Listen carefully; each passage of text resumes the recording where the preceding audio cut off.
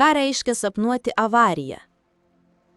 Sapnuoti avariją reiškia netikėtos gyvenimo pokyčius ir įvykius, kurie gali būti tiek teigiami, tiek neigiami.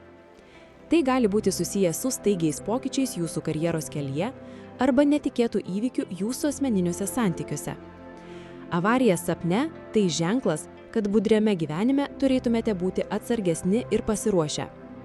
Gali būti, kad sapnuojama avarija atspindi realią sapnuojančio žmogaus baimę patirti nelaimę. Sapnuoti, kad patekote į avariją, pavojus, nelaimingas atsitikimas. Taip pat šis sapnas gali reikšti sąžinės priekaištus, kad delsėte priimti svarbų sprendimą. Ligoniui sapne patekti į avariją dažniausiai reiškia pasveikimą. Jeigu sapne patekote į avariją ir buvote sužeisti, vadinasi, kelyje į sėkmę jūsų laukia sunkumai. Taip pat šis sapnas gali perspėti apie pavojų. Jeigu greitų laikų kažkur vyksite, turite būti atsargesni. Jeigu sapne avarijos pavyko išvengti, toks sapnas reiškia susitaikymą. Sapnuoti žūti avarijoje yra labai niūrus sapno simbolis, kuris rodo, kad reikia radikaliai pasikeisti arba nutraukti tam tikrus įpročius ar situacijas jūsų gyvenime. Tai nėra fizinės mirties pranašystė, tačiau jis gali simbolizuoti tam tikrų jūsų gyvenimo aspektų, kurie jums nebetinka, pabaigą. Tai raginimas išsilaisvinti nuo senų dalykų ir priimti naujus. Jei sapnuojate, kad traukinys pateko į avariją, tai gali reikšti, kad nutrūks arba vėluosite siekti savo gyvenimo tikslų. Traukinio simbolis sapne yra jūsų kelionės ženklas, o avarija rodo, kad kažkas jūs stabdo. Šis sapnas ragina jūs susimąstyti, kas trukdo jums pasiekti savo ambicijų ir imtis veiksmų, kad tai įveiktumėte.